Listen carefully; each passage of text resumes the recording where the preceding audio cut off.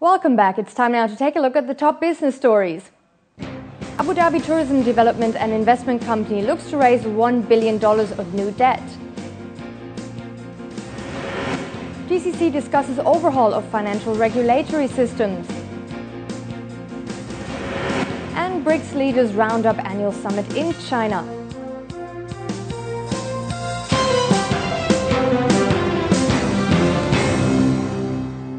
Let's look at the equity markets first. Shares in the UAE rose a fifth day on bets that quarterly earnings will beat expectations and as investors value the United Arab Emirates' safe haven political landscape. Dubai's DFM General Index rose 1.4% to close at 1,622 points. The utility sector was the one to gain the most as cooling company Tabreed surged 4.2%. One of the best performers was Union Properties with a plus of nearly 15%. Dia Development was up 9.4% and Arab Tech Holding gained 2%. Iman Properties was up 1.2%. One of the largest losers was ports operator DP World, which fell 4.4%. 222 million shares were traded, valued at 224 million dirhams. And over in the capital, the ADX General Index rose 0.7% to close at 2,678 points. The construction sector was up the most, with Ras Al Khaimah Ceramic Company, for instance, soaring 8.5%. Etihad was also on the gainer side with a plus of 0.5%, as was National Bank of Fujairah, which rallied 10%. First Gulf Bank rose 0.9%. Abu Dhabi Islamic Bank, on the other hand, fell 1%. 164 million shares were traded, valued at 216 million dirhams. And let's now take a look at the GCC markets, which ended mixed today.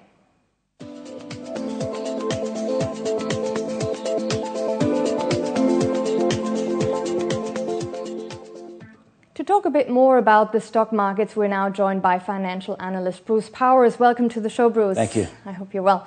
Now, Alcoa started the earnings season in the US this week, but the earnings missed estimates. Is that a bad omen for the rest that's coming? Well, I think it's still a little too early to tell. Alcoa did disappoint, but yesterday JP Morgan reported and they beat analyst estimates.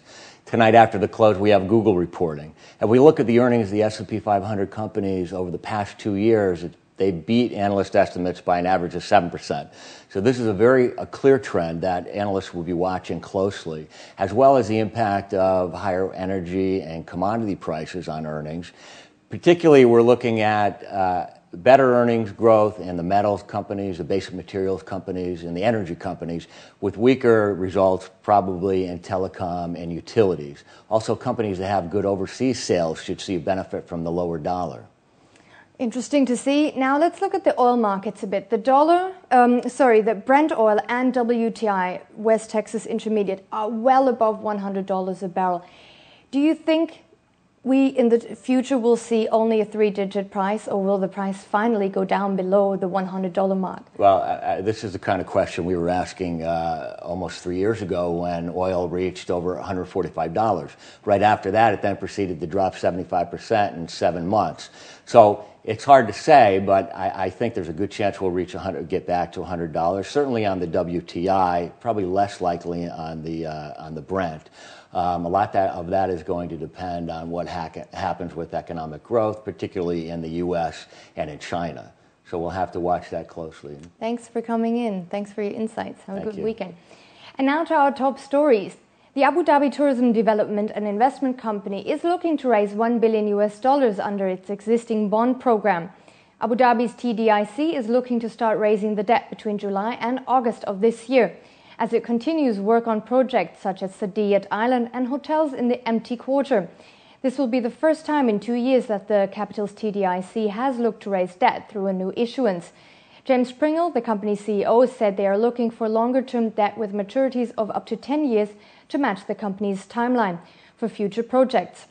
He added they are in new talks with investors from Europe and Asia and that bond appetite was high.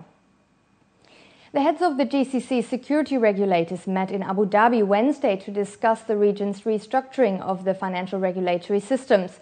The meeting was presided over by Abdullah Al Turaifi, CEO of the Emirates Securities and Commodities Authority. He said the meeting was being held in light of the rapid developments the security markets worldwide are currently witnessing. Particularly, new developments in supervising security markets impose new challenges for regulators. During the meeting, there was the signing of a memorandum of understanding among the GCC regulators to boost cooperation. The officials discussed the integration of the GCC security markets and unifying their policies and regulations. And in our fast financial news, Mubadala Development Company launched a dual tranche $750 million 5-year bond at 180 basis points over US Treasuries, as well as a $750 million 10-year bond at 210 basis points over the US benchmark. That's according to Thomson Reuters. Mubadala will be the second Abu Dhabi-based company to tap the international bond markets this year. Electronics retailer Sharof is opening its first outlet in Abu Dhabi and plans to open 7 more in the country this year, as consumer confidence is growing. The company already has 19 stores across Dubai, Sharjah and 1 in Bahrain. Qatar's new regulations on personal borrowings may slow the country's bank's growth and earnings, according to Credit Suisse Group. Commercial Bank, the nation's second biggest bank by assets, and Doha Bank, the third largest lender, had their stock recommendations cut to neutral from outperform, according to a report from Credit Suisse.